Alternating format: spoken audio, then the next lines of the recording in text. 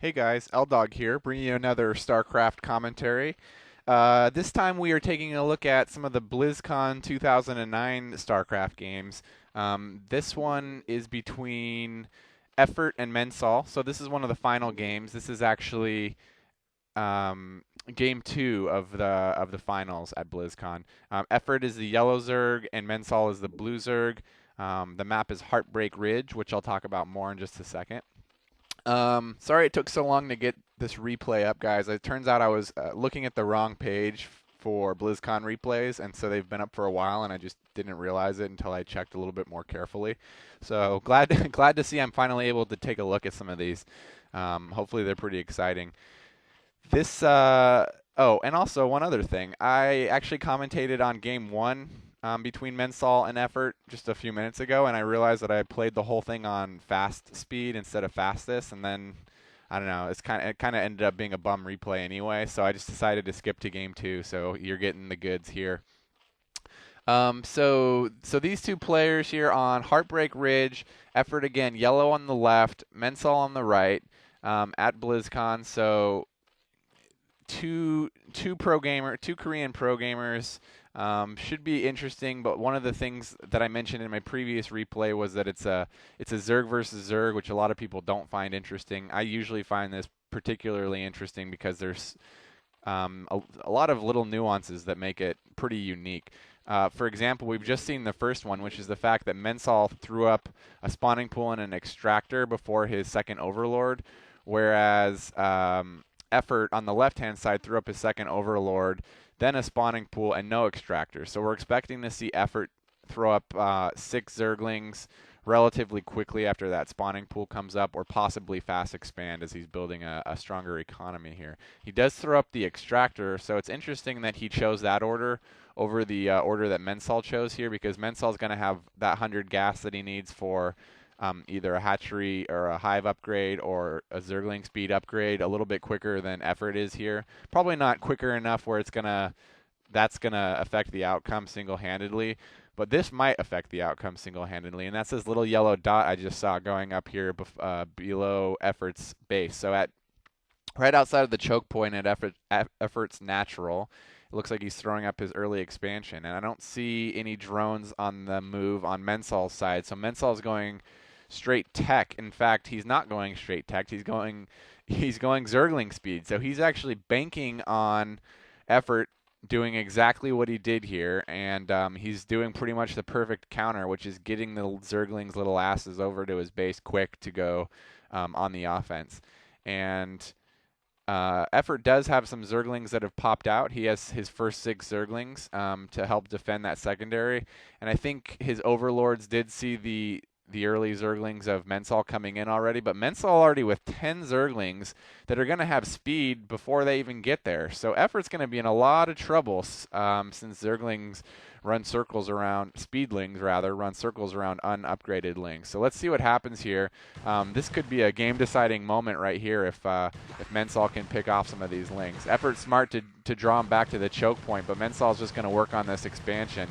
And Effort's going to let it complete, confident that he's going to be able to defend it, but he's going to have a tough time here. And those lings, as you can see, just tearing that hatchery apart here. And I don't think Effort's going to have enough to defend here. So Mensol just continuing to produce speedlings off of his one hatchery. He does have that lair, and he's throwing up a spire, so he's up on the tech quite a bit as well. So Effort in a lot of trouble here. Mensol just hanging out outside his base with those, I don't know, 16 or so speedlings. Looks like he is choosing to pull back a little bit. I don't know if he's going to go back and just play defense while he expands, or what his plan is there. I know it looked like he had enough to get this hatchery to me, but still he's at a pretty big advantage technologically there. His spire is almost halfway done here. And Effort doesn't even have a lair, let alone an Evo chamber or something else to help defend against flyers. So Mensol with plenty to defend. I think he pulls back, wants to play it a little bit more safely, so has a strong defense in place while he continues to tech up. And Effort's got to see, that spire there. Looks like he's trying to maybe sneak some Zerglings around or something. But I would hope that Effort throws up an Evo chamber pretty quickly here with one of these drones. He is producing more drones at both of his bases here, but he's not harvesting any gas right now. And he doesn't even have an Evo chamber yet. So I hope he throws up an Evo like right now, which he does. Okay, perfect. So then he needs to start throwing down a couple colonies. It's an interesting place for a colony because it doesn't defend against attackers on the ridge here. So he's going to leave his workers open by building that colony there. The colony at his main will help defend his workers a little bit better, but assuming Mensol is able to get 3 or 6 mutas up pretty quick, there's going to be some gross harassment going on real shortly here. So he does get, it looks like, 2 muta up right away. Going to work on those overlords, which is going to hurt early, I guess, effort, because as you can see, he's at 25 out of 26 control there. And effort throws up that second colony. So he's got 2 colonies there ready to go sunken or spore. Looks like he chooses to go spore. Again, I think that's an interesting choice to go spore at that one because he knows there's a lot of Zerglings over on Mensol's side as well. The one advantage effort does have here is the economic advantage at this point. The problem is he's already been put on the defensive, so despite the fact that he's gathering more resources than Mensol is right now, he's going to need to defend and quick. So he's throwing up another creep colony, probably going to turn this one into a sunken, as he knows Mensol's Zerglings are on the move. Meanwhile, Mensol has, looks like, 4 muta moving across with another 5th muta trailing. He's throwing up his expansion as well and picking off some units across the way. So it's going to be an interesting battle here. Effort does have a pretty strong defense, couple spore colonies and a lot of Zerglings protecting in front of that additional sunken as well. His main looks like he's got 2 spores at his main, but well, I keep blanking on the names, but it looks like Mensol's going to just run around with his muta and pick off units here. He's got to be careful; those are going to drift right into the range of the spore, and he's going to lose muta if he's too careless. I'm not sure if it's worth picking off 1 Zergling at the cost of getting hit once by a spore colony or not, because 1 Zergling is worth 25 gold, and I don't know how many hits it takes from a spore colony to kill a muta exactly, but it looks like probably about 11.